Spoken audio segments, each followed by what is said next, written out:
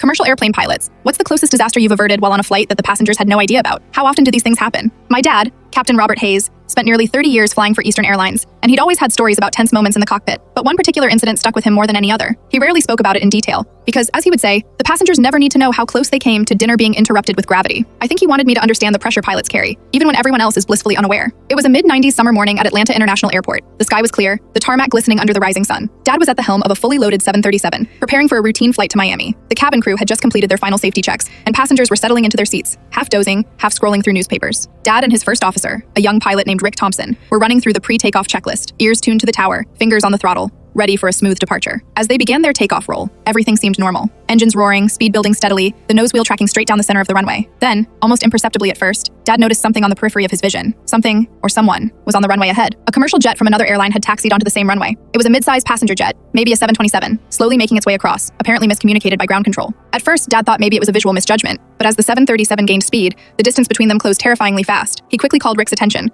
who went pale as he followed Dad's gaze. By the time Dad processed the situation fully, they were already at takeoff speed, around 140 knots, far beyond the point where aborting safely was an option. Hitting the brakes now could have caused the plane to skid, or worse. There wasn't room to stop. Dad's mind raced through every option. "We go up," he said, calmly but firmly, more to himself than Rick. He pulled back on the yoke, initiating a rapid rotation to lift off early. The 737 surged into the air, engines screaming, wings flexing under the strain. Below them, the other plane was still moving, unaware of just how close they had come. The 737 cleared the other jet by mere feet. Dad estimated later it was under 10 feet, maybe less. He had no room to bank or turn at that speed. The maneuver was precise, instinctual, and completely calculated. Passengers in the cabin, most of whom were reading or dozing, never noticed a thing. A few might have felt the nose lift a little sooner than usual, a slight jolt in the seat, but nothing alarming. Meanwhile, passengers on the other plane had an entirely different experience. Windows rattled, heads turned, eyes wide as they realized another aircraft had literally just flown over them at the very last second. Screams were stifled, hands clutched armrests, and phones were raised to capture the unthinkable, though no one was expecting to actually get footage. Dad's hands were steady on the controls, but his mind never stopped. He radioed the tower, confirming the near miss, coordinating with ground control, and ensuring that no other planes were in danger. He and Rick ran through the emergency post-takeoff checklist,